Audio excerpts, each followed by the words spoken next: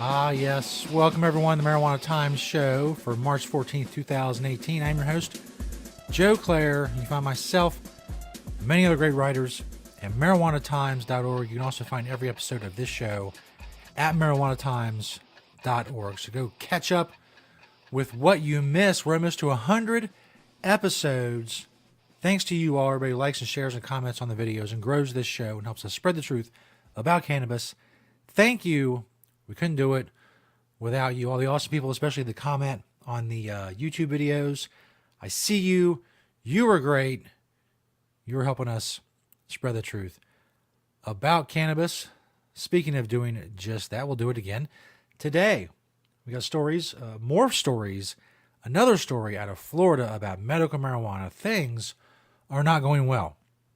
As an understatement, to say the least. The things in the medical marijuana program in Florida are not going well. Also, the latest out of Utah about a bill that could have delayed implementation of medical marijuana if Utah voters approve medical marijuana in November. Talk about that. We'll also play my interview with Bill Albro, who is the CEO of Greenspace Labs, greenspacelabs.com. According to their website, their mission is to offer cannabis testing expertise that meets pharmaceutical standards to comply with various regulations to ensure public safety. I asked Bill about the company, the products, what they're doing in the future. All of that. You'll hear my interview with Bill Albro from Greenspace Labs, greenspacelabs.com, coming up in mere minutes. First, of course, I have to tell you the Marijuana Times show is brought to you by naturesidecannabis.com. Site is spelled C-I-D-E. Check out their organic, all-natural pesticides, grow safe and poison-free, and also be regulatory compliant in whatever state it is that you're growing in. Natureside products are approved for use in Colorado, Washington, and Oregon when it comes to cannabis cultivation. Don't use harmful chemicals. Don't use harmful chemicals on your grow to kill pests. Use Natureside's organic, all-natural pesticides. Naturesidecannabis.com. Go check them out. They are a proud sponsor of the Marijuana Times show. Naturesidecannabis.com. They can help you. If you're a grower and you need help, go get your help. This first story is from marijuanatimes.org from Julia Granowitz. Florida advocacy group sues state over unconstitutional laws regarding licensing cannabis businesses. You go over to the story, that'll probably help. There we go. I'm a professional broadcaster, have no fear. One of the most notable problems in the Florida medical marijuana rollout, Julia writes, since the beginning has been the licensing structure that is creating the beginnings of a very closed-off industry. A group of advocates now from South Florida, known as Patients and Producers Alliance, has filed a lawsuit against the state claiming that these laws are unconstitutional. What we're seeing is basically a state-by-state plan by what you call the big dogs of the industry, Aaron Nevins, president of the alliance, said. There's a barrier to entry, and it's harming the market. It's putting profits above patients, essentially, and it's allowing corporate America to stamp out any competition. Lawsuit was filed in Leon County, Florida, against the State Department of Health. A month ago, the state has yet to respond, and no date has been set for the first hearing of the suit. According to those at the Patients and Producers Alliance, the state is deliberately stifling the competition by setting things up the way they have. Currently, only 13 licenses have been issued to medical marijuana producers, and only 7 of those were already licensed under Charlotte's Web. The Charlotte's Web law passed in 2015. Since then, it's been difficult for any new producers to join the industry due to the extremely high costs, including around $60,000 in application fees alone. So that lawsuit rolls forward. Just more problems, as we talked about yesterday, as we talked about last week and the week before. A mountain of problems in the implementation of medical marijuana regulations in Florida is the delays. And yesterday we talked about the Department of Health having almost $2 million in salaries and benefits being withheld because of the delays in rolling out the medical marijuana program. It's really incredible that this is not getting done. It's incredible the people whose jobs it is to create regulations and implement them are having so much trouble creating regulations and implementing them. As I said yesterday, there's other states that have done this. It's not it's a relatively new thing, but it's not a completely new thing. There's a lot of states with medical marijuana laws, and you just go pick the best from each one. I don't know. Again, as I said yesterday, to be fair, I don't have the right perspective on this. Maybe it's very, very difficult to do this, to write some regulations and put them on a piece of paper and send them to the people they need to be sent to. I don't know. Maybe it's very difficult. Maybe I just have no idea how difficult it is for people whose job it is to write up and implement regulations, to go ahead and write up and implement regulations. I don't know. Maybe they need new people. Maybe the job is so hard that other people have to do it. I don't know. I'm not an expert in writing up and implementing regulations. They are, but they can't do it. So I don't know. This next story is from desertnews.com. Bill seeking to delay ballot initiative dies in the Senate. You may remember last week we talked about a bill that, if passed in the Utah Senate, could possibly have delayed implementation of a ballot initiative for medical marijuana in Utah if said ballot initiative passed this November. Advocates for the Utah Medical Cannabis Act were alone among ballot initiative campaigners in raising their voices against the late session legislation. They said it was because HB 471 would have substantially impacted only their ballot measure. Backers of the remaining initiatives concurred late Wednesday, telling Desert News they weren't telling the Desert News they weren't not worried about Representative Brad Dahl's HB 71 because it wouldn't have delayed their respective ballot measures much.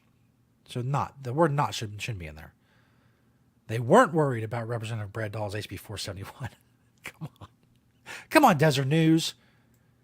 Get your act together. But in the end, Dahl's bill failed to have any effect on any ballot measures after the Senate didn't get to it Thursday night. I guess the clock ran out, as they say. Earlier this week, DJ Sanj, director of the Utah Patients Coalition Ballot Initiative, said he didn't have a crystal ball to understand the exact reasons for the bill other than to lay the provisions of the Utah Medical Cannabis Act, which will likely appear on the ballot in November, and perhaps alter parts of it before it had a chance to go into effect. Shan said, "I don't know what the intents or motives are, but I can say the bill does directly affect us, and we see them targeting us for sure, because the other ballot initiatives are not affected by this delayed implementation. Since their ballot initiatives don't go into effect upon passage, they're already delayed." So people behind medical marijuana and the attempt in Utah saw it as targeting them. They didn't like it, but the bill has died, so they don't have to worry about it. So if you're in Utah and you're going to vote, you hopefully get a chance in November to vote for medical marijuana, and hopefully you get a chance to vote yes for medical marijuana and get it passed. That would be awesome. So if you're in Utah, it's coming your way, hopefully, and it won't be delayed if it does pass. Thanks everybody for checking us out. Thank you to naturesidecannabis.com for being a proud sponsor of the show. Check out the organic, all natural pesticides. Now we'll see you tomorrow here on the Marijuana Time Show. Now my interview with Bill Albro, CEO of Greenspace Labs. Check out greenspacelabs.com. We talked to him about their mobile testing equipment, their services, what their plans for the future are, all kinds of stuff. Thanks everybody for listening. My name is Joe Klare. This is March 14th, 2018, the Marijuana Time Show. And now my interview with Bill Albro from Greenspace Labs and greenspacelabs.com. I'm a professional broadcaster, I swear. All right, on Skype we have Bill Albro from Greenspace Labs, greenspacelabs.com. Bill, welcome to the show. Thank you, Joe. We'll start at the beginning. How did Greenspace get started, and what made you all want to get involved in the cannabis space in the first place?